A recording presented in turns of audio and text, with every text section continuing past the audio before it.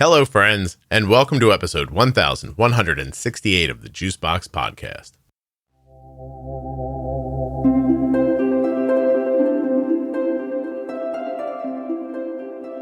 Today I'll be speaking with Amy. She's had type 1 diabetes for 41 years, diagnosed in 1982. She's developed RA and gastroparesis. Amy's even used a stomach pacemaker to regulate her digestion. It's a very interesting conversation that I think you're going to enjoy. Please don't forget that nothing you hear on the Juicebox Podcast should be considered advice, medical or otherwise. Always consult a physician before making any changes to your healthcare plan or becoming bold with insulin. If you're a U.S. resident who has type 1 diabetes or is the caregiver of someone with type 1, please take the time to fill out the survey at t1dexchange.org/juicebox. You'll be helping with type 1 diabetes research when you complete the survey at t1dexchange.org/juicebox. When you place your first order for AG1 with my link, you'll get 5 free travel packs and a free year's supply of vitamin D. drinkag1.com/juicebox. Don't forget to save 40% off of your entire order at CozyEarth.com. All you have to do is use the offer code JUICEBOX at checkout. That's JUICEBOX at checkout to save 40% at CozyEarth.com.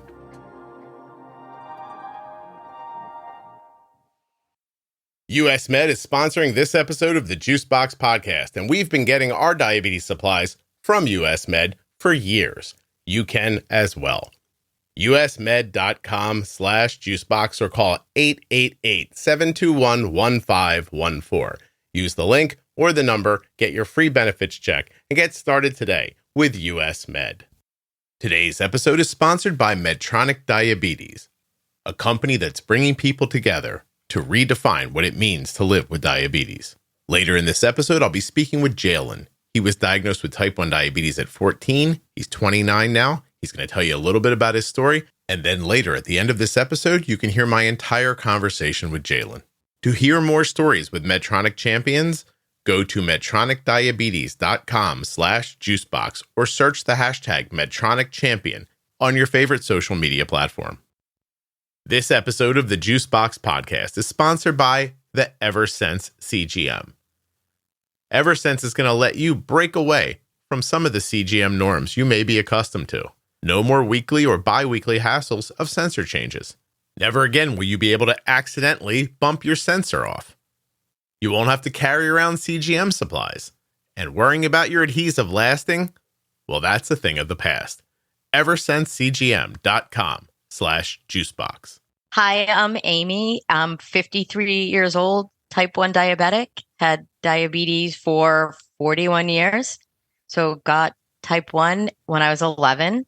I'll save you the math. Thank you. I got it in 6th grade, back when technology didn't exist, peeing on strips and test tubes in the nurse's bathroom in elementary school. My diagnosis story is typical, so I'm not going to spend too much time on it, but peeing a lot for weeks, lost a lot of weight that I didn't have to lose, thirsty constantly, got up 5 times during a movie. My parents still talk about it, to go to the bathroom. What movie?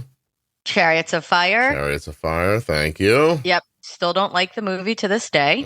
Kind of traumatized by it. Then I got what we thought was the stomach bug, but was DKA. Started throwing up, and my mom took me to the pediatrician, and they said she has diabetes. Never heard of diabetes before, or barely. And they said, you need to get to Children's Hospital right now. Wow. Take her in Boston. 41 years ago. Yeah, 1982. Jesus. Yeah. So when I got to the hospital, my blood sugar was 800. I don't know what my A1C was. Don't remember ever hearing about an A1C at all. I'm not sure what was going on back then, but I was in the ICU for 3 days and then in the hospital for 10 overall, and training, giving an injection in an orange. That's how I learned. My dad learned too, but no one's ever given me No one injection. Never got close to you with it. I'm just sitting here thinking, if you took an 18-year-old person right now and said, hey, something happened to Kim in Amy in 1982, I think they'd go, when? Don't you think that would seem, Amy, like 100 years ago to them? Yes, Yeah. it does, especially with where we are now with diabetes and technology and like people I work with that weren't born when I got diabetes. Yeah. There's a lot there. So, okay. There is. Okay. Let me ask you a couple of questions. Do your parents still like Chariots of Fire? Or do they not like it either? My dad likes it. He's the one that took me. He likes it. He's never like, saw it again. He's a not boy. Me. He's like, I'm not associating this with anything. He's like, I don't care. That's your disease. Fun movie that I liked. Arden. Yeah. When Arden was diagnosed, there were this is going to sound ridiculous to people, but there were DVD players, portable DVD players were a big deal. Oh yeah. Right. People are like, a what? Like, so it was like a Walkman, but for a movie. I don't know how to explain. I remember. Yeah. Kelly had we brought like a handful of DVDs with us to the hospital and with this DVD player in it. But Arden watched the same movie over and over and over again. Oh, and boy. Kelly hates the movie now. Like, she associates it with Arden getting diabetes. Oh yeah. But Arden really likes it. So I will never see Chariots of Fire again. But well, so let me ask a couple of questions. Yeah. Is there any diabetes in your family besides you? Type 1 down the lines. So a second cousin and their child had type 1. Is this before you or after you? One is the mother of my second cousin once removed before me. The other child after me. She was 1.5. Okay. She was diagnosed later. Yeah. What is, just kind of briefly, because I feel like we know at this point, but what's diabetes 41 years ago? Like, what's your day-to-day grind? It's exchanges, not carb counting. Mm-hmm.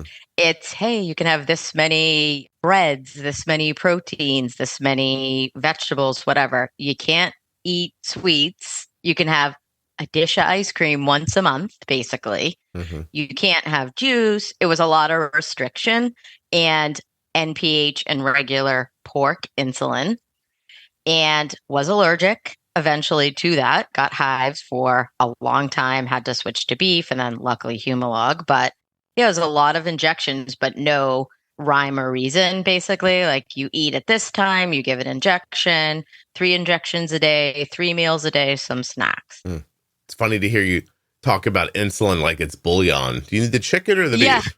Yeah, exactly. Yeah. It was like, you're allergic to the pork? Okay, here's the beef. And nope, that's not going to work. I didn't have a problem with food or weight or anything. But when somebody tells you, you can't eat anything but this at this time, I quickly got a problem with food and snuck it. So hi, Mom and Dad. Hope you're going to listen to this. This is great. But lots of junk snuck it in my room through my teen years, trips to McDonald's, etc. That bad eating continued in the sneaky way all through college until I got my first complication. So, well, okay. So did it cause a lifelong problem with food? Yes. Tell me how. So I wasn't overweight at all until I think a couple of years after diagnosis. So 14, stopped doing sports teams and kept eating and just was on a million different diets, Weight Watchers, etc. I don't have to list them. They're all like the go-tos, and was like obsessed with, not in a, like, my eating patterns weren't great because I snuck food, but not in a like eating disorder way, although the eating itself was probably disordered, but no clinical whatever. I just snuck food and ate it.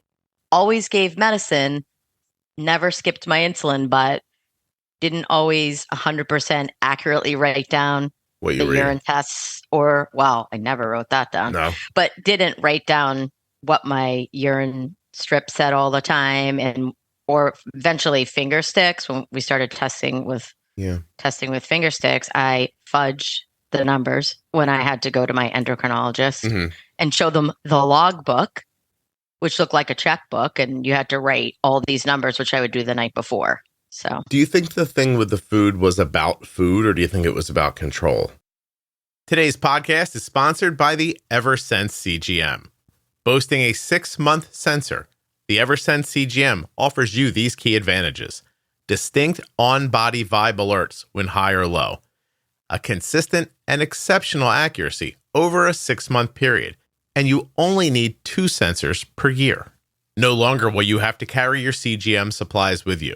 You won't have to be concerned about your adhesive not lasting, accidentally knocking off a sensor, or wasting a sensor when you have to replace your transmitter. That's right, there's no more weekly or bi-weekly hassles of sensor changes, not with the Eversense CGM.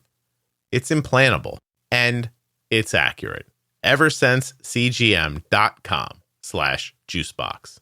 The Eversense CGM is the first and only long-term CGM. Eversense sits comfortably right under the skin in your upper arm, and it lasts way longer than any other CGM sensor. Never again will you have to worry about your sensor falling off before the end of its life. So if you want an incredibly accurate CGM that can't get knocked off and won't fall off, you're looking for the Eversense CGM.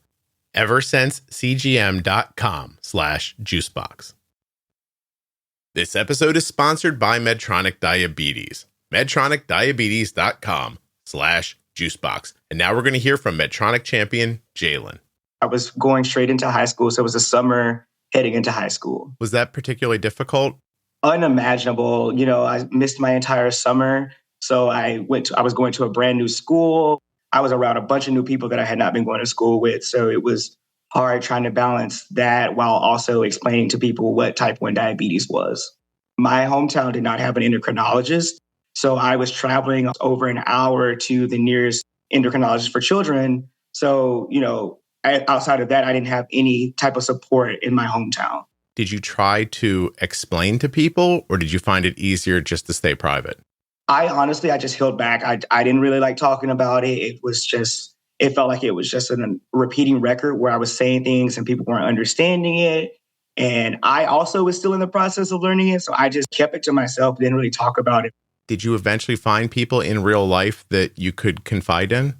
I never really got the experience until after getting to college. And then once I graduated college, it's all I see. You can easily search Medtronic Champions. You see people that pop up and you're like, wow, look at all this content. And I think that's something that motivates me. Started embracing more, how I live with type 1 diabetes. To hear Jalen's entire conversation, stay till the very end. MedtronicDiabetes.com/juicebox to hear more stories from the Medtronic champion community. Well, I wasn't allowed to eat anything. Yeah, so are you being I'll show you, subconsciously, I'll eat whatever I want? Or was there a real loss of the foods that you enjoyed? There was a loss of the food. Well, my mom and dad never had junk food in the house, really. So it wasn't a problem until it was, right? So I guess it was I'm not allowed to eat this. My mom's against me eating this too. She doesn't make sweets, etc. So I'm going to eat it in my free time. Okay. In my free time, which when you're a kid is plentiful. Exactly. Wish I had that free time now. I know.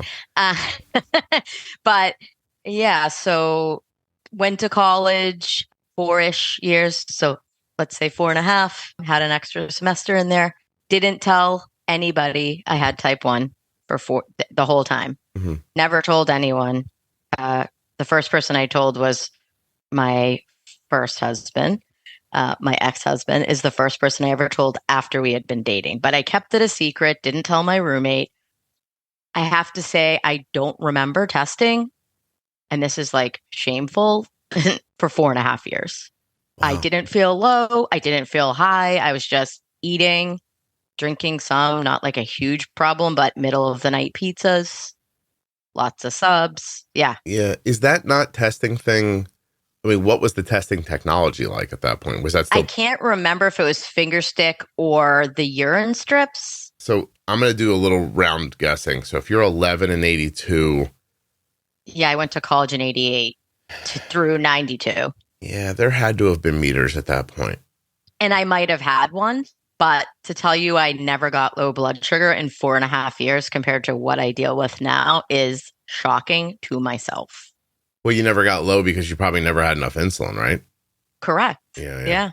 When did you switch to a faster acting insulin? Did you go to Lente, Ultra Lente? Did you? No. Humalog. You went right from beef and then to... Oh, no. No. Beef and pork to You regular and MPH in there? Lantus. Yeah, I did MPH and regular originally. And then I had Lantus and I had I forget something during the day before the pump. And then I started a pump in 2004.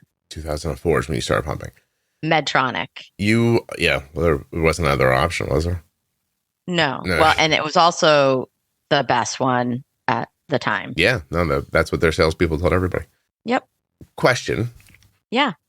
What was the management like at the doctor's office? Were you going to a yearly, quarterly, semi-annual? Yep. You were. And what did they test? Your blood? How do they tell you you're doing great? You're not doing great. How does that get measured? So I went to the endocrinologist or regular. Yeah, I went to Jocelyn in Boston, but I went to the endocrinologist. I never remember hearing about an A1C, honestly, until the early 2000s. But it was blood. It was, what are your blood sugars? And I would either give them a download. At that point, I think you could stick it into your computer, which you still can do. And then the pump and everything. But they were like, oh, okay, you're doing okay, until I got my first of 2 bad complications in college. And that so made me wise up. Yeah, I'm going to get to that in just a second. But you called it shameful a minute ago. And I thought, I don't know how, but I'm trying to. And it will make me cry at some point during this podcast because I'm a crier. Good, because I'll cry if you great. cry. Just great. No. Just so you know, we'll be weeping together on a freaking podcast. And I got a note last night.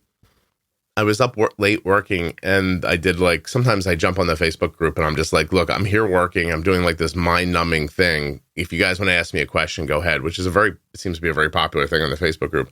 Mm-hmm. And one of the people said, I just want to tell you that my kid was in the back seat. So I started crying during an episode that went live yesterday. It was one of the myth episodes. And somebody just had shared something horrible. And as I'm reading it, I was just like, God, and it made me cry. And I said, I was doing it with Jenny. And I was like, Jenny, I was like, don't cry, Scott, don't cry. And I'm doing that. Well, apparently this lady's little kid in the back seat's like, don't cry, Scott.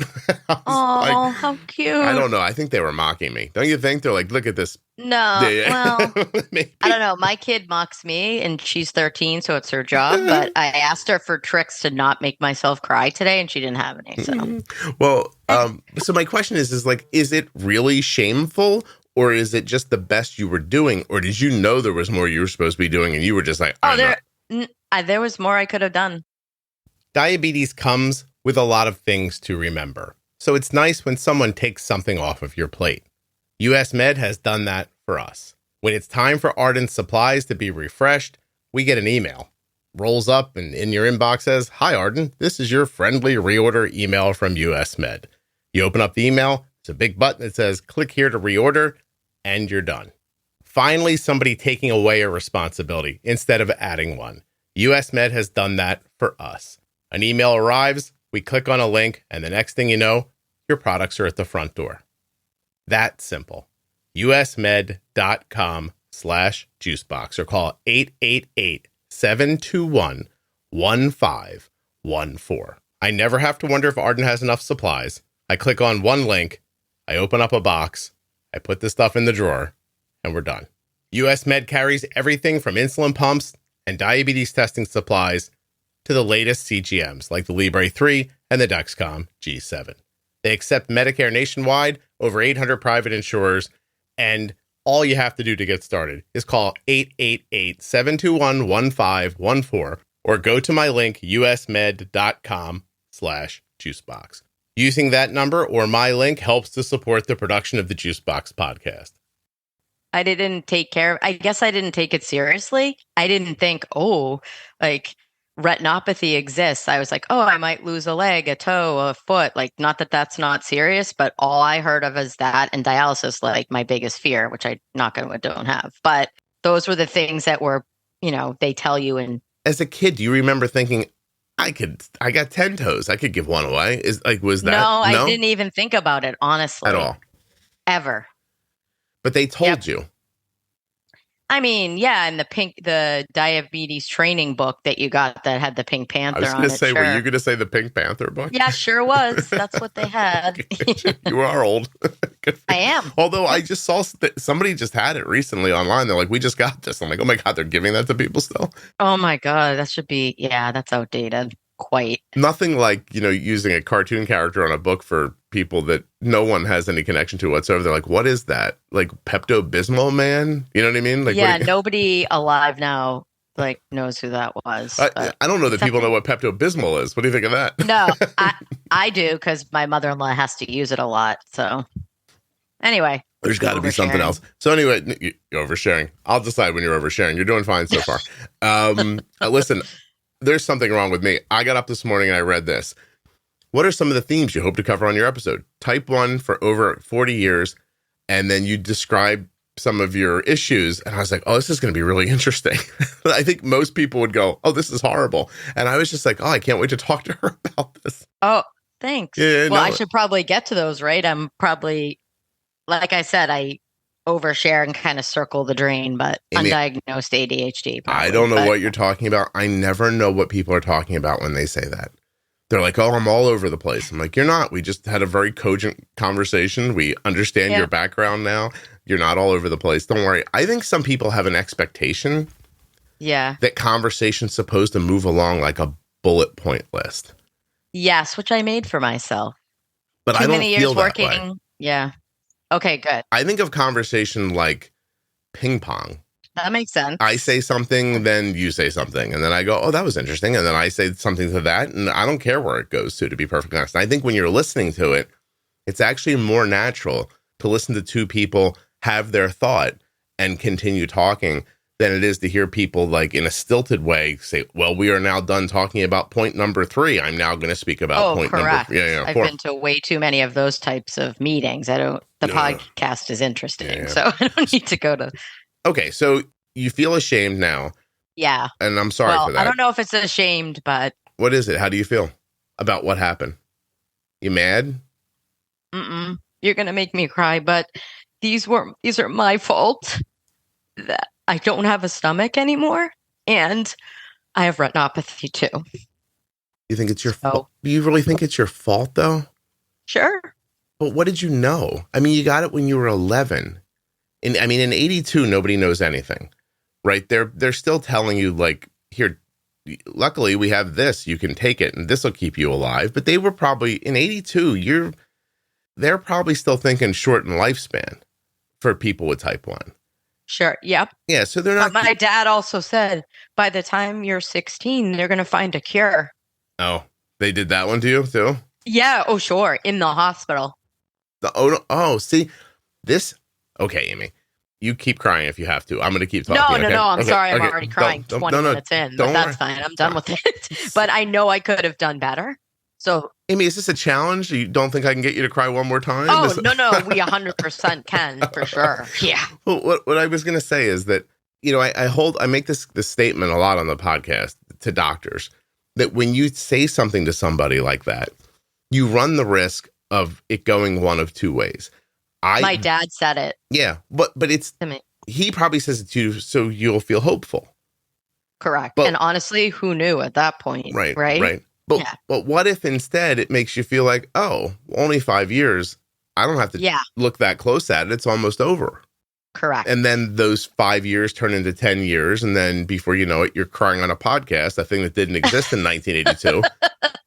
Exactly. And neither did computers when I first went to college. But I tell people all the time, I make a living with a bunch of stuff that did not exist when I was in high school. Yep. So, but anyway, my point is they started you in a hole. You know what I mean? Correct. And I'm not saying my parents didn't help manage it, but I mean, they did because I lived with them and they were responsible for what I ate. But I'm the one that gave my medicine always. I'm the one that did my blood sugar. And then in college, I'm the one that ate and sometimes drank. But you were just shooting a predetermined amount of insulin, right? Correct. Until eventually a sliding scale, but that didn't come till much later, and then maybe counting carbs. And that I had already had diabetes for such a long time then that the first complication was already there. Yeah, but Amy, so my point is that I know other people who live through beef and pork insulin and all the way up. Yeah. And they don't have complications, but maybe what they had was a doctor who gave them the right proportion of insulin to use. Maybe. Or are you saying that you ate so much more over what you were telling people you ate that there couldn't have been enough insulin? Yes. All right. I wasn't telling anyone what I ate. Are you disappointed or sad? Both. Who are you disappointed with? Besides Myself. yourself? Anyone else? No. And sad because I don't know. I have a lot of medical problems that I wouldn't have if I didn't blow off a lot of years. Like a lot. Like half the time I had diabetes. do you live with this like still daily, or is it just coming up because we're talking about it? No, it's coming up because we're talking. And I also go to therapy. But yeah, and also I have been so lucky. Number one, great insurance and like a life-changing surgery for my gastroparesis. Yeah. And I have really good retina doctors. So I'm really, really, really lucky. But I've spent a lot of time on medicines, stuff like that. I was talking to a friend yesterday, like a grown human being with like, jobs and like established lives and everything. And she's trying to get a very simple medication. They won't give it to her. She's like, I always thought I had good insurance. And until you don't, well, and you have to make 1,000 calls. Yeah, but you know what it was? It's just a small family. It's just her husband, and one child. They were never really sick people. And I said, this is the first time you're trying to use your insurance. And she's like, it kind of is. And I was like, I'm like, trust me, if you would have like given birth to Arden 19 years ago, you would have figured out very quickly if you had good insurance, and you would have done something about it if you could have. But I take your point about how lucky you are to have it. So, okay, Amy, what's the first complication? And it came in college? Oh, that's fast. Yeah, I went to Syracuse, and I was a senior, and in the shower, and all of a sudden I saw a huge black circle in my eye, which I thought was a bug. Never knew what retinopathy was. Got out of the shower, tried to get it out of my eye, and realized it was in like behind the eye, whatever. Yeah. Called my parents, and they called my doctor, and I flew home and went to a really good retina specialist at Mass Eye, who I still see to this day. That was in 1991. And he saved my eyes, and he's the reason I can see. I had lots of laser surgery in both. And then a couple years after that, I had a vitrectomy in the left eye, which is taking the vitreous part of like the jelly part of your eye out. I had that. But knock on wood, the last laser I had was in the 90s. And I still see the same retina specialist who's in his 80s. And I beg him every year not to ever retire. But he saved my eyes. Two thoughts. That was just 9 years with diabetes. Yeah. Yeah. High blood sugar for 9 years. Yeah. And when you said the procedure, and you said it's when they take the jelly out, I want everyone to know that inside of my head, a voice, the sea turtles in Finding Nemo? Yep. There was a voice in my head that went, the jellies. I was like, oh my gosh. And then a different voice that said, what the hell is wrong with you? Sorry. That's okay. Yeah, the voice that was what the hell was wrong with me, that was actually me talking to myself.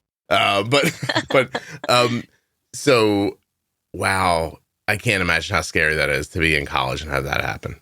It was. Yeah. Luckily, I had access to really good doctors and got home fast and went back to college. And I remember having to go to like an interim retina specialist in middle of nowhere, Syracuse. No offense to Syracuse. Yeah, you're in the it's not even fair to call it the woods. They didn't even have a mall until I was a senior. Yeah, so you're in the forest. 100%. Yeah, it was not great. I think I had to take a bus and then get a shot in my. Yeah, it was a good time. But other than cataract surgery, and yes, I sound like I'm my grandmother. Cataract surgery in both eyes a couple years ago. Knock on wood, I still see my retina specialist once or twice a year. And your vision's okay? Sometimes it's 20/20 2020 or 2025. And yes, which is awesome to me. Yeah. Do you have other complications besides Yes. gastroparesis in this? Yeah. What else do you have? Well, I have another autoimmune disease, Oh, but not another I have rheumatoid arthritis that I got 4 years ago.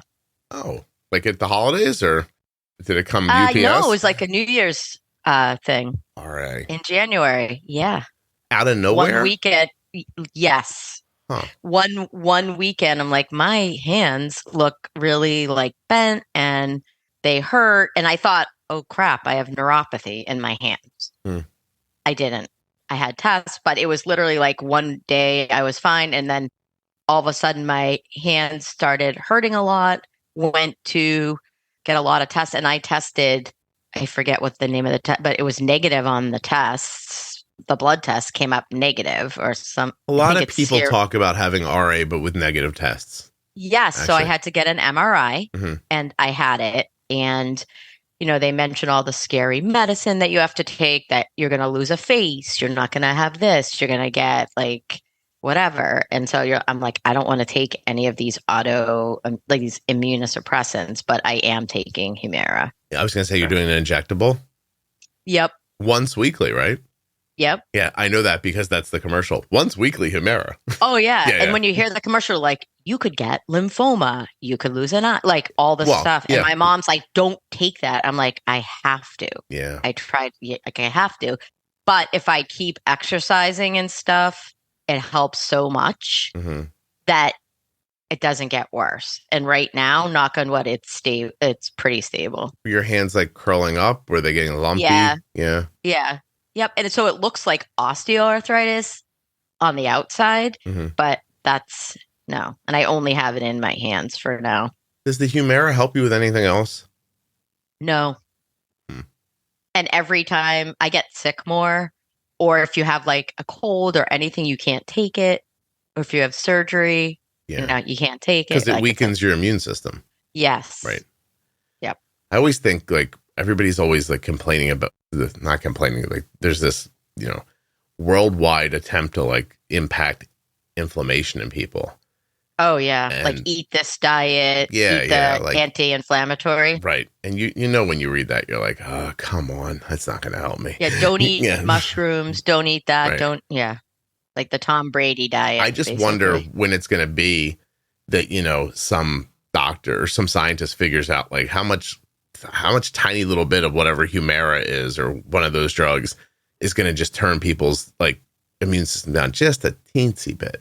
You know what I mean? And get rid of like some of that inflammation. I'll tell you the other day, I mean, I've been, if you listen to the podcast, and I don't know if you do or not, but I do. Oh, okay. So I've been losing weight with Wegovy since March now. Yeah. Like, and I'm down like 33 pounds, 35. I was down 35. Well, here it is. I was down 33 pounds and I was sitting pretty like stably.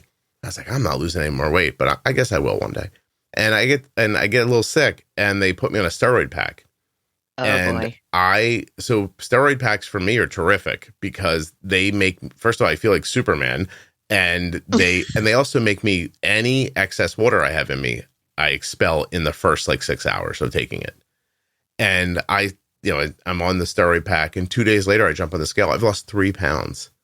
And I'm like, and that's just water weight that my body should not hold on to. Like I wasn't dehydrated, like nothing like that. I was hydrating and everything, but my body just seems to hold on to like 3 pounds. It doesn't want to go down past that point. That's your set point. I don't know. Something? And I always think like it's a steroid pack. Like, right? What does that do? Like, it's like a diuretic for you. Yeah, for me, it's a diuretic. It's really interesting. I'm like, I don't know. I'm sure one day I'm going to talk about myself so much on here that one day someone's just going to send me an email and they'll be like, here's everything that's wrong with you. We figured it out.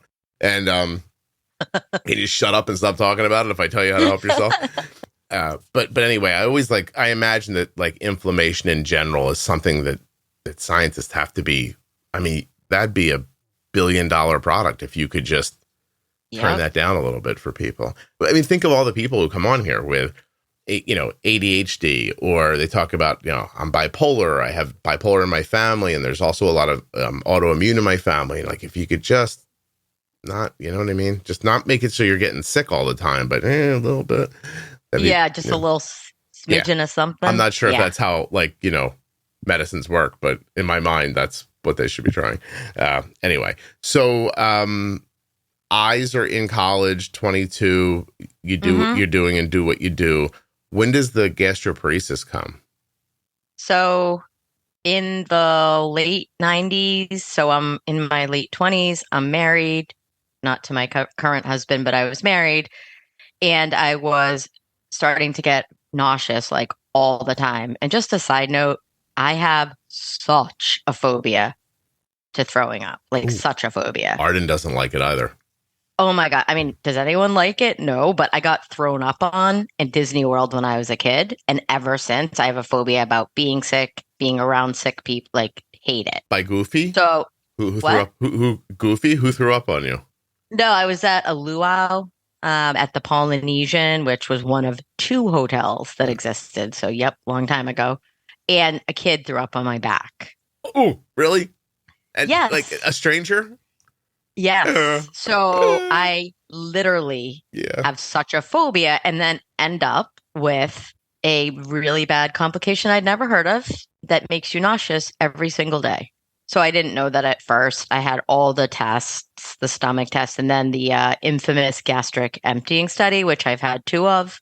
The first one, I laid on a steel table with the camera over me and a Walkman in my ears, because that's all that existed, for 4.5 hours. Mm-hmm. That's how long it took for the egg whites with the dye on it or the oatmeal, I forget which one, to digest. Fun. And it was a good time. Mm-hmm. And they said you have gastroparesis, et cetera, et cetera. And I started trying all this different medicine, which there's nothing great, honestly, I have to tell you, and ended up being on Regalen. Not great, for 18 years. I was nauseous every single day for over 18 years. Some days bad, some days not that bad.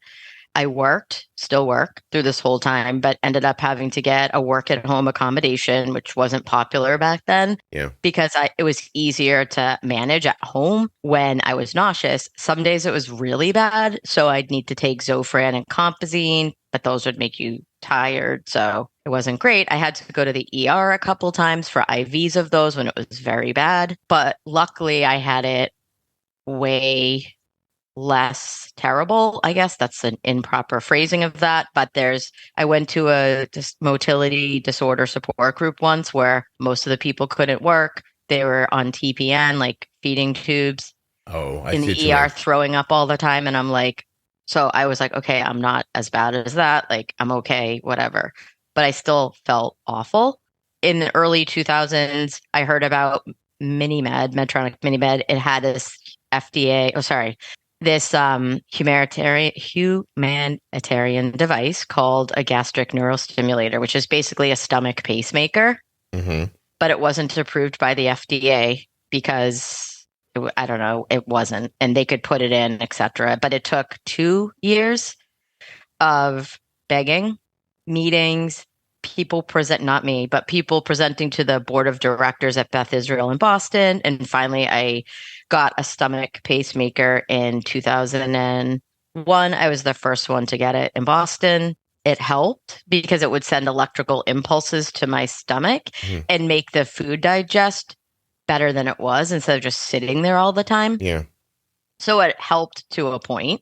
And I would say from 2001 till 2015, I had it adjusted about 100 times, which means like they put a little, looks like a circle, I don't know the official thing, over you, and they turn the settings up so it moves faster. And then eventually the battery runs out in 5 to 7 years and you have to get it replaced, which I had to do once. You know, Amy, you're the first person who's ever brought this up on the podcast.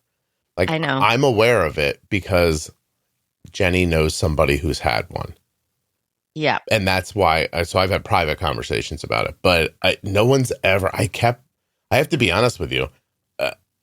I just kept waiting. I was like, someone's going to bring it up eventually, you know? Yeah. I'm sorry, it's you. That's why I wanted to be on here because, I hadn't heard anyone talk about it, but admittedly, I haven't listened to every What do you mean? We're done. one of the You haven't listened to 1,000 every one? almost. I Okay. lovingly Anyway. made these 1,000 podcasts for you, and you don't have the decency. No, I'm just kidding. No, but back to me. Yeah. So I was kind of existing with still being nauseous, still being on tons of Reglan. It made you pee a lot. It made you tired, thirsty, whatever. And every time I went to the doctor, they're like, you really need to cut back on that. It has a black box warning with the FDA because it can cause bad permanent side effects like tardive dyskinesia, which is like neurological tics and things like that will not go away even if you stop taking the meds. Wait, tell me again. Which med does that? Reglan. And that's part of for your pain in your stomach? Well, it's not. It was for the nausea. For the nausea, and okay. It also helped with the motility. Okay. It helped move things along, but it made you tired. It made you go to the bathroom all the time. I just thought that was me going to the bathroom. Amy, all the let's time, take a sidebar for a second. Tell people what gastroparesis is in case they don't know.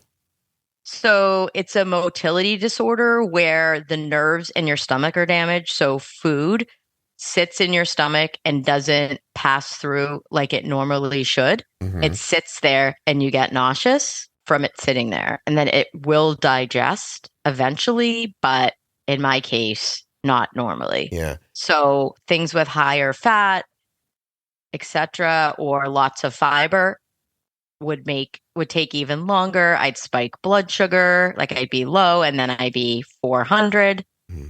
Even with like back in the day, dual wave bolus, etc. Yeah, because Medtronic. the digestion is a couple things here for people so we can kind of speed everybody up. First thing is back then when a doctor is saying to Amy, hey, you don't want to lose a toe, what they're saying is like, you could have nerve and, you know what it is when you can't feel your toes. It's nerve damage. No one ever says to you, there's nerves in your stomach too, by the way, helps digest food. Those could get hit instead. Or, like that's not the kind of stuff that anybody thinks about. But that's exactly what this is. This is just it's just the nerves not carrying the signal, telling your stomach like, make squishy, squish up the food and make it into poop.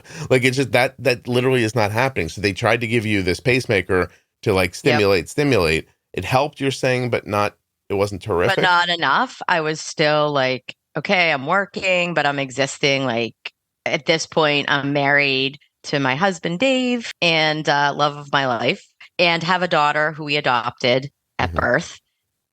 I still I couldn't do a lot of stuff. I couldn't go out. I had to cancel at the last minute because sometimes I was like overwhelmingly nauseous. So I'm like, what else exists? I've tried everything, compounded drugs in Canada, like everything. Canadians. Yeah. I'm just kidding. Someone said Botox in the stomach. Never tried it. I guess it could help, but never. I don't see how, but that never became a thing. So I started Googling as we do. And because I found out that people could have gastric bypasses sometimes, and it would treat the gastroparesis and it could help or make it worse. So that didn't seem great. But I also heard of an acid reflux surgery they were doing in Boston because they advertised. And I went there. And at this point, I would say obese, but not like morbidly obese, but a good size, let's just say. And I went to the hospital and talked about the acid reflux surgery. And they said to me, well, you have gastroparesis. We can't do the surgery on you. And obviously you're not malnourished. So there's nothing we can do. Oh, thanks. Appreciate it. Yep. You're on Weight Watchers. Like you're not starving. So that there's nothing we could do. Anything we could do is drastic. So let me ask a couple of questions. Yeah. Has your weight always been an issue or did it start at a certain time? It started when I was 14 after like sneaking the food. And then I was on some kind of diet and my whole life after that. Well, I always was. Your parents don't notice they think you're eating one thing, but you're gaining weight? They knew I was gaining weight. But did they know why? Not specifically until now. Oh, Okay. No, that's okay. Oh, I gave him a heads up. It's fine. oh, okay. I was gonna say, like, I mean, you're obviously getting more calories somewhere, but then I go back into my mind of the mid '80s, and I don't know how much people even understood about nutrition. To be perfectly honest, I know that sounds crazy. No, I get it because we didn't read labels. We're like, oh, a piece of wheat bread is 2 bread exchanges or whatever. So Yeah. So, as processed foods are becoming more and more popular, there's a whole generation of people there who just think of food as like, apples and simplicity and, like, because that's how they grew up with their foods were simple and not over processed and everything. And then they start introducing all this into the world. And it's really thought of as like, a savior, like, oh, no one's going to starve. Look what we figured out how to do, Yep.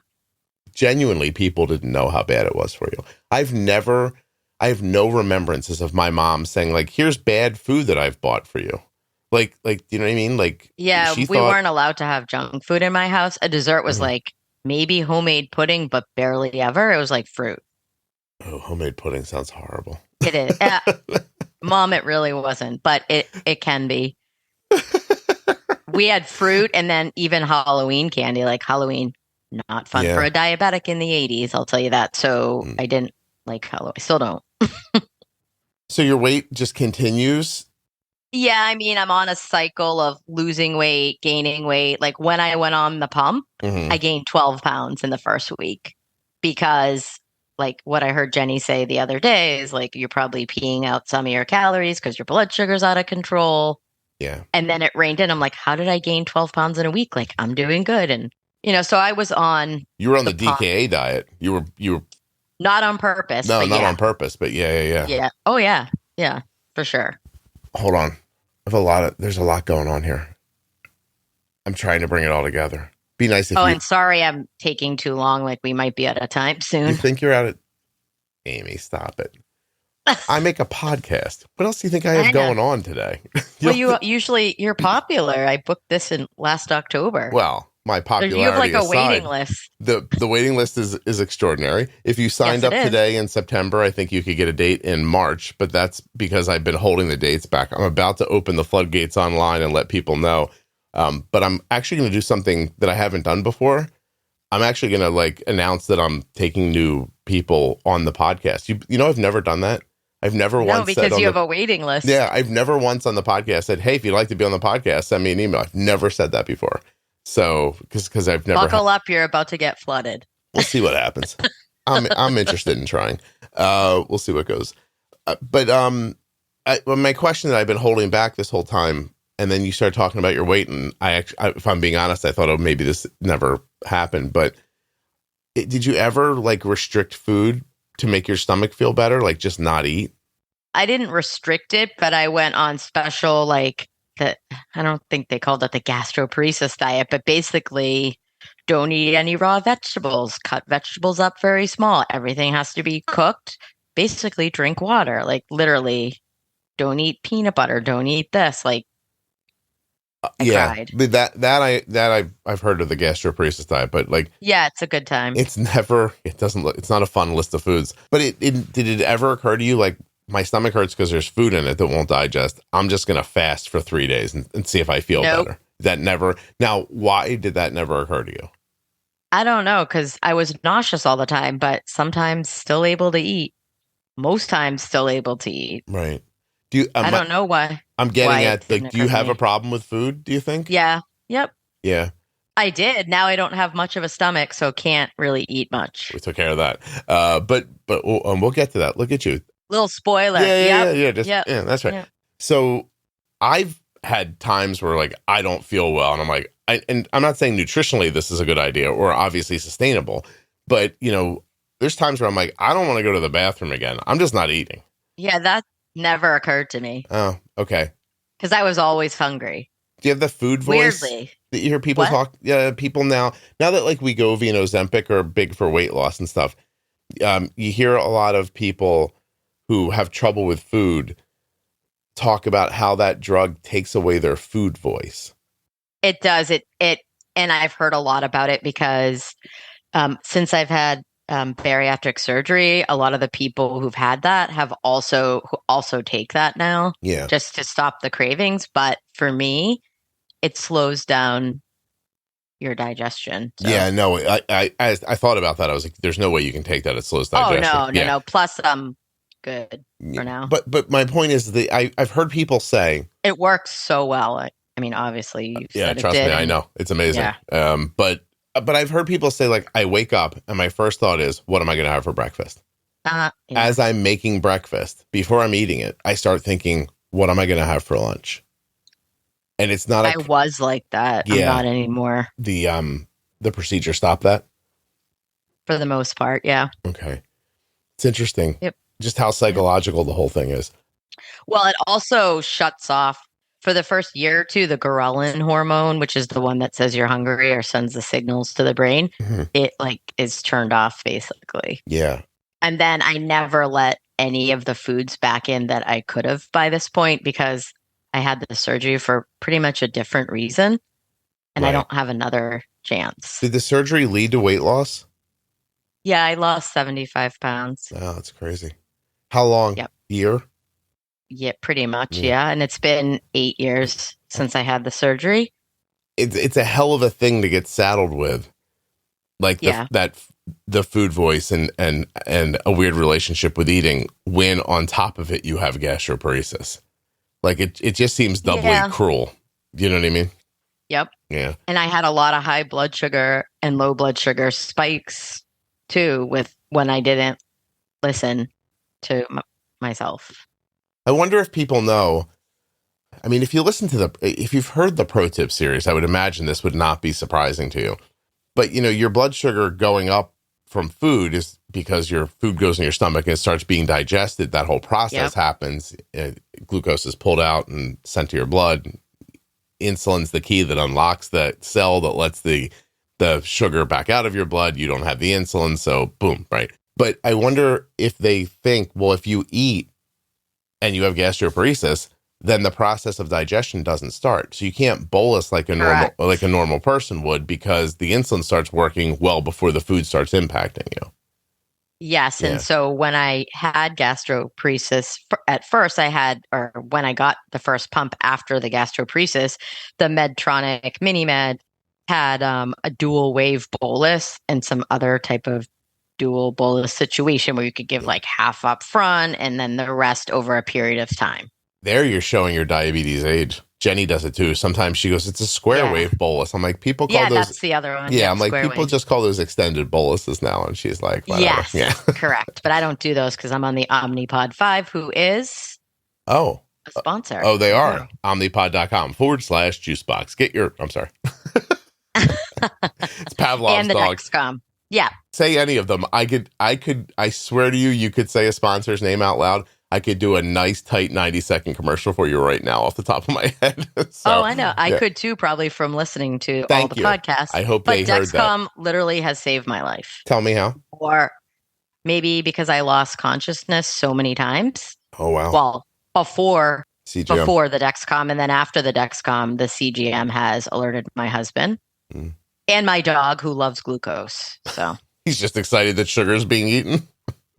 Yes. Yep. When the alarm goes off, he lays on my leg and barks for glucose. I assume everyone's dog is a boy because... Yeah, same. But my dog is. Yeah. Well, do you know why I think that? No. I have this, who would get a dog that they had to, manage a period for? That sounds horrible. No, I've heard it happen, but we always had, when we had female dogs when I was a kid, we would get them spayed, so. Oh, wait, that takes care of that? It does. Unless you're a breeder and you want to breed the dog. Do you think David Spade doesn't bleed? What? I said, do you think David Spade doesn't bleed? He came pre-Spade. By the way, do you know David Spade and Kate Spade are related? Yeah, that was his. I thought she was his sister-in-law. Yeah, she was his sister-in-law. Yeah. She took her own life, guess what right? My favorite... Yeah. Yeah, my gosh. I love people.com. It's I shouldn't say that out loud, but yeah, that's my favorite. So that's where you hear about what happened to famous people. That's what I get, the hard-hitting news. Yeah. Do you know one time there was an app out that it was about famous people's faces or something like that? And I swear to you, Arden comes into the kitchen one day and she goes, I give up. And I'm like, why? She goes, you're in this app. Oh my God. And I was like, well, that's a mistake, first of all. Someone's made a horrible mistake where it's just some algorithm just pulling images from the internet. And she goes, I can't believe you're in this app. I don't even remember what the app was called. But anyway, I'm as far as that famous people that have a podcast or something. So I mean, know. How could I listen? Let's be clear. I'm not famous. If you take me to a diabetes, thing, and there's 500 people in there who have type 1 or their kids have type 1, I'm George Clooney. There's a line. Yeah, yes. for a couple of hours. But you walk outside that building and, people would hit me with their car and not think twice about it. So it's, it's a weird juxtaposition for me. But, and I don't know which I prefer. Actually, being at those things is like exhausting because you're like aware that I don't know how actual famous people do it. Like, me either, but yeah, because like I saw videos of myself from like 2 weekends ago that I don't know were taken. Yeah, I think they were on your site, weren't they? I embrace on Instagram. It. I embrace, but not just that one. That one I kind of thought I was being recorded, but like there's other ones where I'm like, people are pointing cameras at me and I'm unaware of it, and it's weird because I don't think of myself that way, so I don't know to constantly be carrying myself like somebody might be like taking a photo of me or something. Anyway, this is way off the point. Yeah, sorry. I should probably bring it back. This is your fault. Tell me, so you tried the belly zapper to mix. I tried that. Mix reviews. And then how do you end up with this surgery? Yeah, so I started Googling, found out about the gastric bypass, potentially helping. And so I went to my gastroenterologist locally and I mentioned, have you ever done this on a type 1 or have you heard of anyone that had gastroparesis that had this? And he's like, no, but I know there's a doctor affiliated with the weight loss center that if anyone would know, it's him. So go see him. So that was in late 2014. I saw, I don't know, Dr. L, I'll say, right? Dr. Larry, we'll call him. Like the Three Stooges. No, his name is not. No, like the Three Stooges, like Dr. Mo, Dr. Larry, Dr. Curly. We'll call him Dr. Larry. Got it. Yeah. No, I don't mind giving his name, but he's awesome. He's the best. He gave me my life back, honestly. So I went and saw him and talked to him about it. He said, I've never done gastric bypass on a type 1. I do it on morbidly obese type 2s. And I was obese at this point, but he's like, I'm intrigued. Let me talk to some motility doctors in Boston.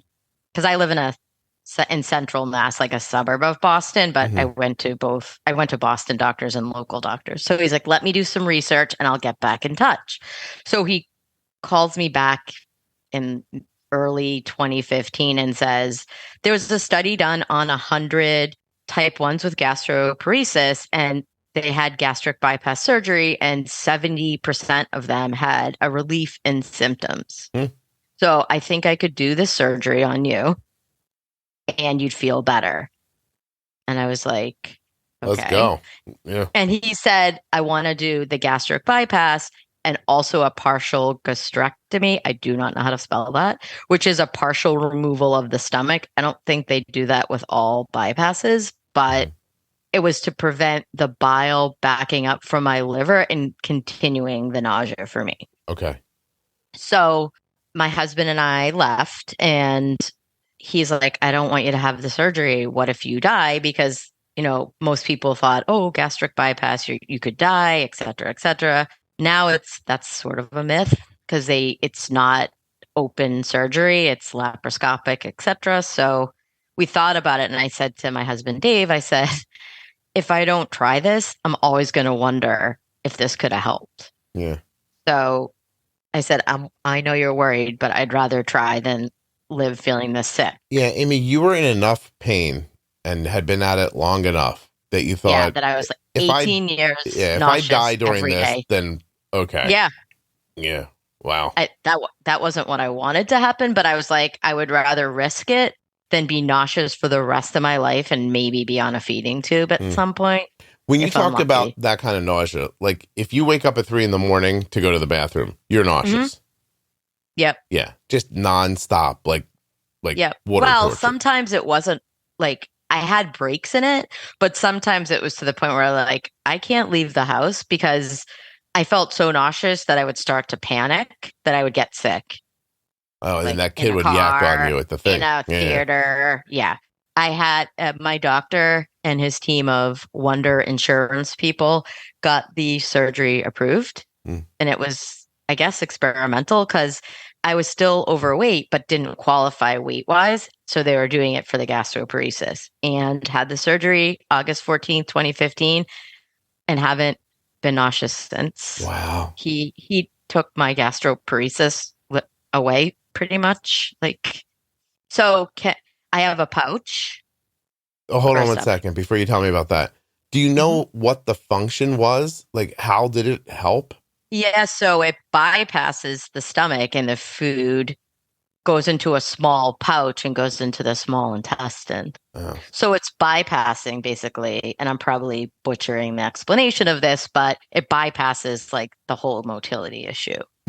He thought I would feel better. It basically, and I don't want to say cured, like let's just put it in quotes. Like I don't have that nausea anymore. But the pain's gone. Any of that, nothing. He took out my pacemaker during the surgery and also because I didn't need it. Yeah. And I mean, I kept waiting. Like, so when I first woke up from surgery, I was super nauseous because anesthesia, and I had to have it at a Boston hospital because it was high risk. And they kept giving me morphine, and I'm like, I don't want this. Take me off of the pain meds. I feel nauseous. And so I didn't realize I wasn't nauseous anymore till I got out of the hospital. I was there like 2 days. Oh, because the pain meds made you nauseous. Yeah, I get so nauseous from pain meds. I hate them.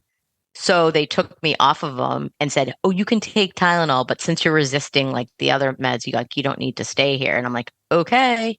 They were just keeping you there to get you high? That was it? Pretty much. Yeah. Well, yeah, I was slurring when my husband came to visit. So yeah, pretty much. And then you have to cheat. Like it's months before you can eat again. You're like on liquids for a while. There's it's not easy, but it was so worth it. And I mean, can I eat what I used to? No. And I probably could allow 90% of the stuff in smaller amounts to come back. I won't, because I have a problem with food and some of those are trigger foods. And this is the only chance I'm going to get with this. You can't have it done again. So I know that it's a huge gift and I don't want to mess it up. Good for you. On a much different level, I understand what you're saying. Like, I never thought I'd be this thin. Like, seriously. I mean, yes, I'm thin now too. Yeah. But also like, I'm not sick every day. Yeah. Oh my God. Anyway. Please. The removal of the nausea and the torture alone just sounded amazing. Like, what a relief. It was. Yeah. I mean, the only thing that's happened post surgery basically is I've had an extreme amount of lows, which honestly I've had a lot of lows in my lifetime, but 7 episodes where I lost consciousness. Why is that happening, do you think? That most of it was before the Dexcom. The worst and was in 2016. My daughter was 8 at the time, alone with me. I laid down because I was tired, and then I'm in an ambulance. I had a seizure when I was home alone with her and I don't remember it. She FaceTimed my husband at work, showed him what I look like on the iPad. And the next thing I know, I'm in an ambulance and my blood was 13. And I had barely any blood pressure, barely any body temperature by the time I got to the hospital. But the best part of that, and I'm being sarcastic, was they sent social workers in because I was alone with her. And even though it wasn't done intentionally, they said it wasn't safe because I was alone with her and I could have died and she was there by herself. So did they take your kid? No.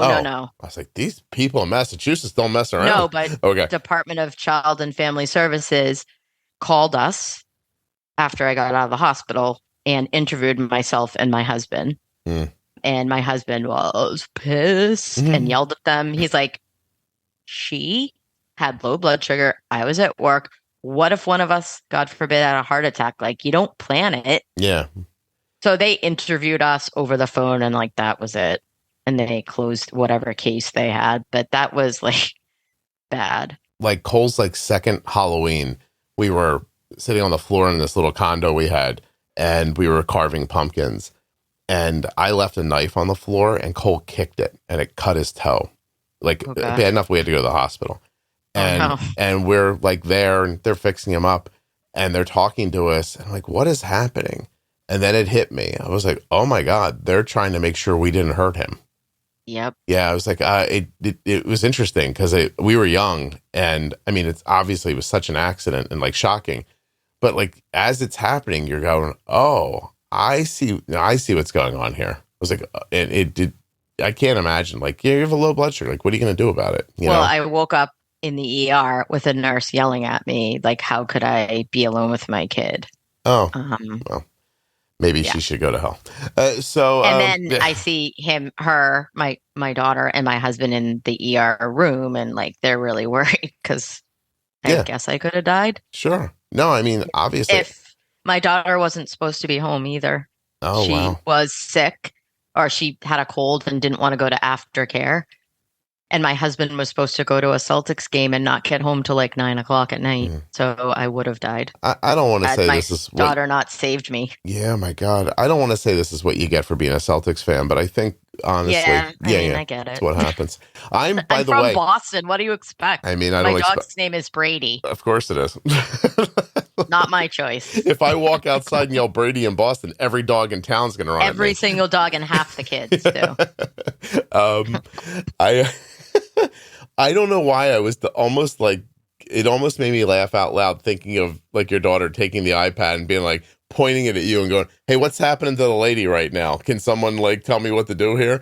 Like it's like such no, she's better with technology than me. Yeah, she FaceTimed my husband and said, this is what mom's doing, and I was having a seizure. Yeah. I just mean like it's like kids are amazing. Yeah. You know what I mean? Yeah. Not call 911, but hey, Dad, what's happening here? Somebody. Yeah.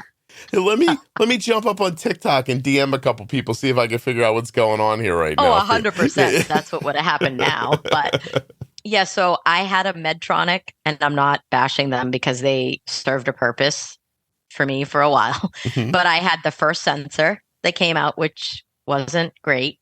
And I ran out of sensors because they would go bad all the time, where you would get it would say bad reading or bad sensor, and then it would die, right? So I ran out and I didn't have one on, and I fell asleep, and that's what happened. They have a modern looking sensor coming out.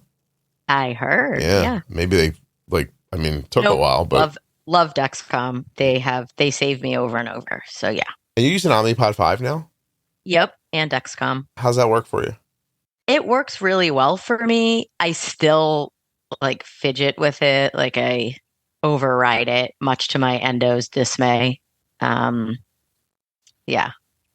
it's pretty good. Yeah, very nice. That's excellent. I like it. I mean, it's got to be it's like a different world from what you grew up in. It's oh my God, crazy. Yeah. I mean, we wake up with alarms sometimes. Like I still get a lot of lows, honestly. But my A1C is between 5 and 5.5. And when it's below that, because it has been, my endo's like, you had too many lows, et cetera, like that whole thing. Because I've been 4.5. Yeah, that's not great because of the lows. Why do you think the lows happen? Like, because I mean, now you're on an algorithm. It's trying not to make you low. So is it something about your digestion or what do you think it is? Sometimes I give too much of a bolus. Okay. And yes, I'm listening to the remastered pro tips. Oh, good. For the bump and nudge, and also the fix. Like, I'm pretty sure that something needs to be, it adjusts itself, but I probably need to reset it. Yeah. I mean, you shouldn't be getting low that often. That's all. I know. Yeah. You're doing. You know how much I spend in glucose? It's insane. I'm the reason they don't have any left on Amazon. I figured this is the only sweet thing you're left eating. So you're like, this isn't bad. Yeah. I mean, pretty much. Well, yeah. I mean, in all honesty, if you're having that many lows, settings are wrong somewhere, or you're like being too aggressive with something somewhere. Bolusing. Like, I don't know exactly. Bolusing, because I'm impatient. So if I spike after a meal, I'm like, oh my God, I gotta fix it right away because I don't want any more complications. What are we calling a low? What number? 70. Mm-hmm. So you're treating a 70? Yep. But I'm just doing a little like Little bump. one glucose gummy. Yeah. Or one sip, not juice. I can't have it. Do you treat a 70 that will stay at 70, or is it a falling 70? It won't. It's a falling 70. Okay. And then when you say you see a spike that you're like, I can't have this, I don't need more complications, what's that number for you? 150. Okay. Which is high. I mean, my doctor's like, you can stay at 140, 150. I would love it. And then I hear all these people on the podcast or see them in the group, like, my kid was 110. Like, oh my God. And I'm like, 110? I love 110. I wouldn't freak out about a 110, but did you ever say to the doctor, hey, you didn't have your stomach hurt for 18 years. You don't know what I'm trying to avoid here. You know? She knows. Yeah, but she also said to me when I lost consciousness and ended up in the hospital with the seizure with my daughter, she said, I'm getting you a Dexcom right now. Yeah. And an Omnipod. And if that ever happens again, I'm not going to be your doctor. Because I had a lot of loss of consciousness, but that was the worst. Yeah. I mean, I don't want to I'm not victim. She doesn't want me to run low. Yeah, but I mean, for you, I'm not victim shaming when I say this, but you're not good at this. So 100%. Yeah, I mean, oh my God. Yeah. Right. I know. But better now and getting better still. Yes. How long have you been listening to the podcast? 2 years. Have things gotten better since you started listening? Yep. Okay. Yep. Because I still learn stuff all the time, and I'm an old time diabetic. I learn tips, and like I said, I'm on number 3 of the remastered series, and I'm going to listen to all of them because the last time I didn't listen to all of them. Oh, you jumped around. Yep. Mm-hmm. Scott told you to listen straight through. That Scott back then said specifically to people, I know you're going to want to skip over ones you don't think relate to you, but please just listen to them all. And then you were like, nah, I know better than him. Don't worry about it. No, I'm like, I don't need to listen to the female hormones. I'm old. I'll skip that. I don't do MDI. I'll skip that. Female hormones one's a great, it's a great episode just to kind of understand what happens when there are different impacts that you don't expect. Even if you don't have those hormones, it still applies to something that's happening to you. Oh, correct. I need to listen. I'm listening to that. I'm talking to the other people at this point, Amy. Oh, you're sold. You're sold, obviously. But I'm just telling you that Jenny and I sat down and we put together what is it? Is it 26? Jesus, it's like a 26-part series. People are like 26 parts. Just shut up and listen to it. And it really will. It really will help you. I genuinely believe you listen. It does. You listen to that pro tip series. You've got an A1C in the low 6s or the high 5s. Yep, mine's in the mid to low 5s. Well, hell yeah. I mean, you're low. But how much? I told my endo, I quote you to my endocrinologist. I'm sure they love she's that. Sick of it. Yeah. No, she's good though. I have a great endocrinologist. I'm really lucky. Do you go into Boston for your doctors? Or no. You stay in the middle? I stay in Concord, Mass at Emerson. You actually have a central Mass dialect. Yeah. Yes. You're not real harsh like you're on the coast, but it's still there a little bit. And you're oh crap, you're talking about my accent. Yeah, your accent. Yeah. That sucks. My husband has more of one because he grew up in Worcester. You're also aggressive in a nice way. Oh, nice. I'm good with it because I grew up in Philly. Yeah, no, I know. You will not let me cut you off. Oh, I cut everyone off. Yeah. You're like, I'm not done talking yet. Yeah. By the way, the one time you let me go, this is hilarious. Thank God I remember to bring this up.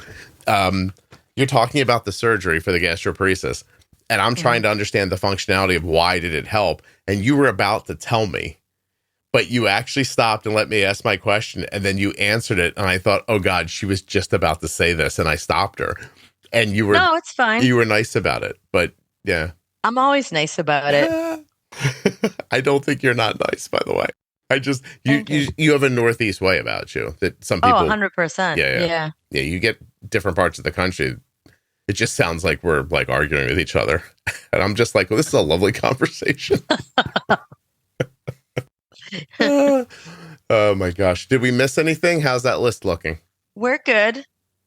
I have one daughter, but not we adopted her as a newborn. Maybe that's out of order, but wait, what? I know you have a daughter. You've been talking about her the whole time. Yeah. So my husband has a really rare genetic condition, and I'm going to mess this up, but Fanconi syndrome. So it causes a problem with his bones, and his older sister was the first one ever to get it. He's the second. Oh, goody. And it causes like short stature. And so he's short like me. And he gets a lot of stress fractures and stuff like that. It's the old name was pseudo-fluorescent diabetes. No idea how to spell it, but it wasn't diabetes. So when we met online, and he said, "Oh, I just want you to know, I have this." And I said, "I have diabetes." And he's like, "Well, that's that." And like, we've been together ever since, because we immediately bonded from having a chronic illness our whole lives as kids. Probably were at Children's Hospital together, never knew each other as kids. But this is why you adopted.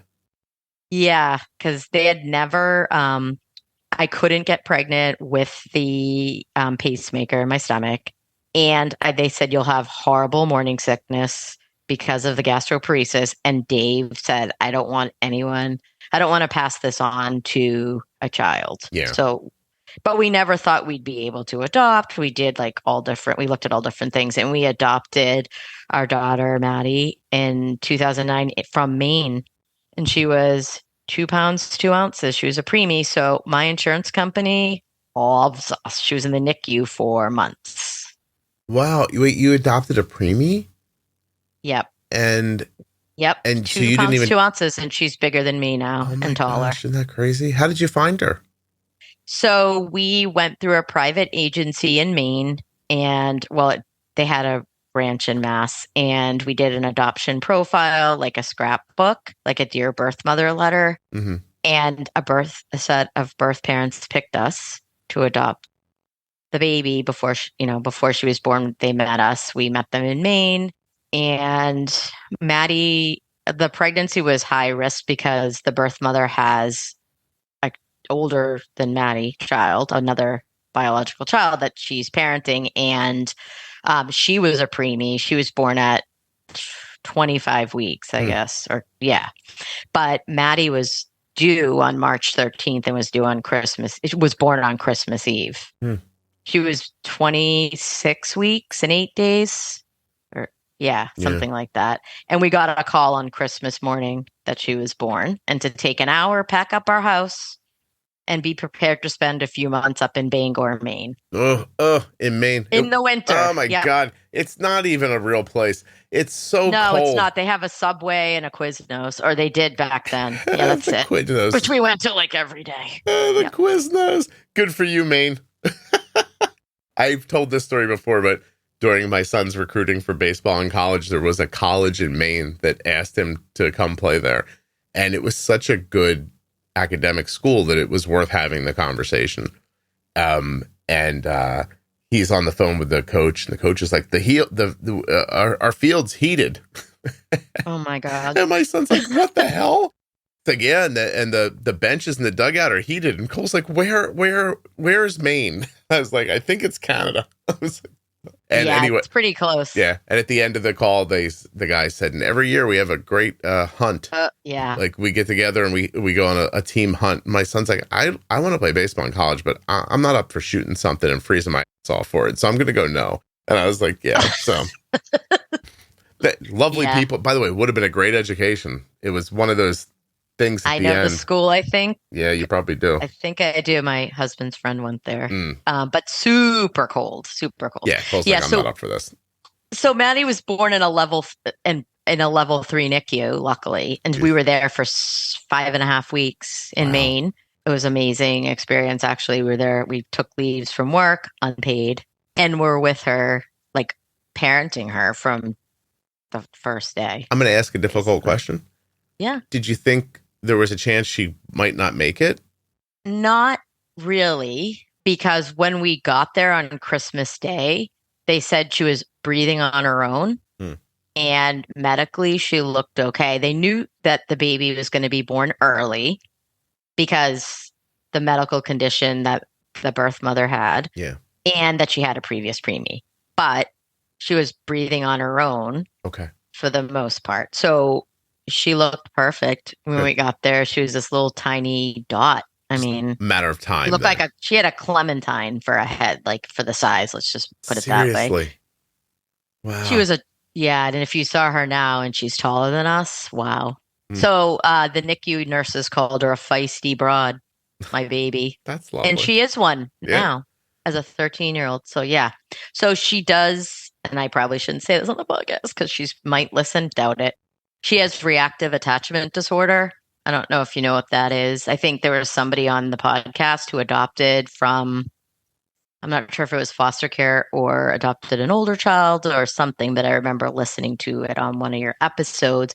And typically newborns don't get it. Sometimes they do. And my child has it's a neurological disorder from being adopted. A mental disorder. A rare but serious condition in which an infant or young child doesn't establish healthy attachments with parents. Mm-hmm. Yep. Oh, that's weird. I didn't know anything about it. So I didn't she mean weird has it for the rest of her life. So how does that present? Lots of rage from her, breaking things. It's gotten better. We've had very expensive therapy for the family, and she goes to therapy. We all do.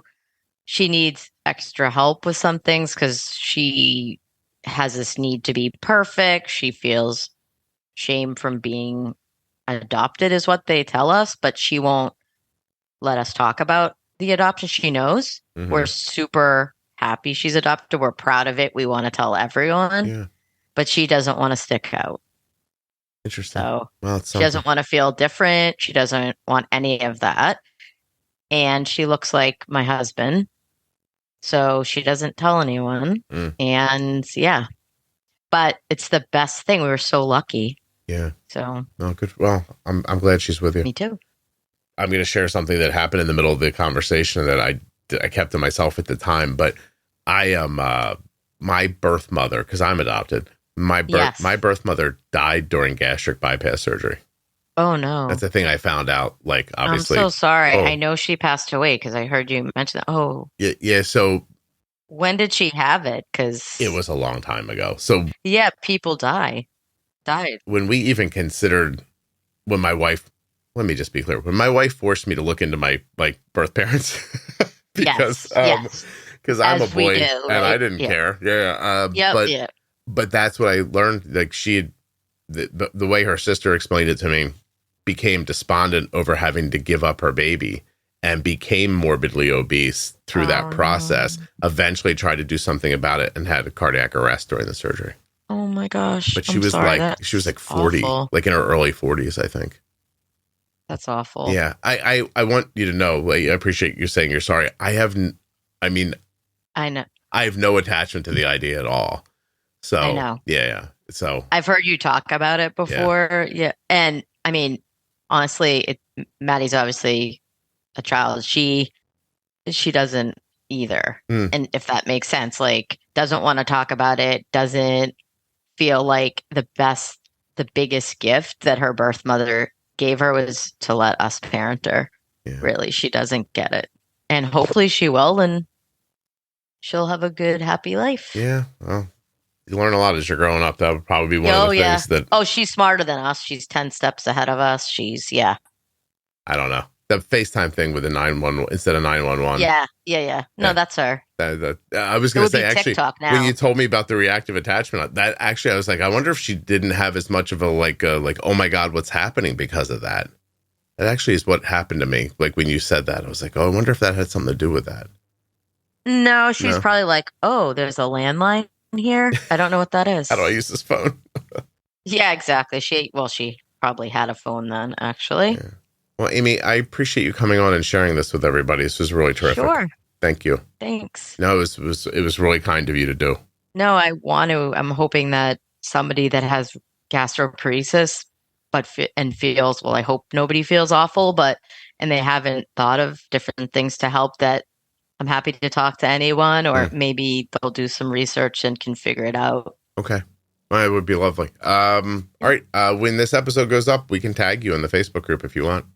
That'd be awesome. Okay. Do you know when it will go up? Oh, sure. Like sometime in the next year. I am a victim of my own success. I'm sorry. Yes. No, it's okay. It's okay. The odd thing is that it doesn't matter to the people who are listening. At all. Yeah, I know. The only thing that happens is, like in a situation like this, I think, oh, this is information I'd like to get out. And I have this feeling almost every time I record, I'm like, I'm going to move this one up. Like I always, like I get done, I'm like, well, this one's going to have to go up next week, obviously, because of the thing someone shared. And then I think, oh God, I thought that same thing yesterday and a week ago and last month. They just keep going, just keep doing it the way you're doing it. So it's weird for you, but for the people listening, it's meaningless, you know, when we record versus when they get to hear it. And I already put them up. So I tried. I went to 5 a week. I was like, yeah, I know. I'm like, I'll catch up. And I still have a backlog of 80 episodes I'm looking at. Oh my gosh. So literally like this time next year, it should be up. No, it'll be 6-7 months ish in that space. Who knows? Okay. Yeah. Do I get to? I don't hear it before everyone else hears it. No. That's not going to happen. I don't have the infrastructure for that. No, that's okay. I'm scared with how bad my voice sounds. You know how you always think you sound much better when you're recording than you do? Yeah, that's me. Not me. I love the sound of my voice. No, your voice sounds great, but I'm worried about mine. No, you sound terrific. But my daughter fake records me. I'm going to tell you what I tell everybody, and I'll say it while we're being recorded. You're the only one who has an expectation about what you sound like. No one else knows. You're a voice to everybody else. So you sound completely normal to everybody. Well, that makes sense. And you're not screechy. And like, because there's a couple of, I mean, I guess, like, let's not lie. There's a couple of voices that are hard to listen to, but like voice types, you don't have one of them. Oh, good. Yeah, okay. You're terrific. You have a nice, even voice. I loved it. Well, thank you. Of course. Hold on 1 second for me.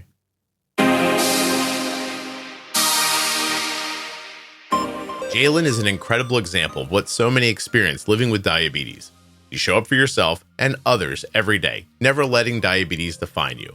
And that is what the Medtronic Champion community is all about. Each of us is strong, and together we're even stronger. To hear more stories from the Medtronic Champion community or to share your own story, visit medtronicdiabetes.com/juicebox and look out online for the hashtag Medtronic Champion. Thank you so much for listening. I hope you enjoy my full conversation with Jalen coming up in just a moment. A huge thank you to Eversense CGM for sponsoring this episode of the podcast. Are you tired of having to change your sensor every 7 to 14 days? With the Eversense CGM, you just replace it once every 6 months via a simple in-office visit. Learn more and get started today at eversensecgm.com/juicebox. Arden has been getting her diabetes supplies from US Med for 3 years. You can as well. usmed.com/juicebox or call 888-721-1514. My thanks to US Med for sponsoring this episode and for being longtime sponsors of the Juicebox Podcast. There are links in the show notes and links at juiceboxpodcast.com to US Med and all of the sponsors. You have questions? Scott and Jenny have answers. There are now 19 Ask Scott and Jenny episodes. That's where Jenny Smith and I answer questions from the audience. If you'd like to see a list of them, go to juiceboxpodcast.com, up into the menu, and click on Ask Scott and Jenny.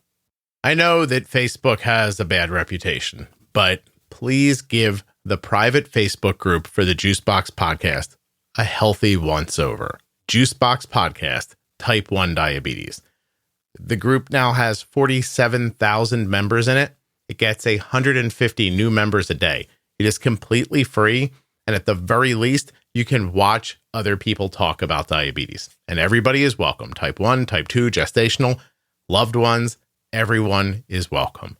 Go up into the featured tab of the private Facebook group, and there you'll see lists upon lists of all of the management series that are available to you for free in the Juicebox Podcast. Becoming a member of that group, I really think it will help you. It will at least give you community. You'll be able to kind of lurk around, see what people are talking about, pick up some tips and tricks. Maybe you can ask a question or offer some help.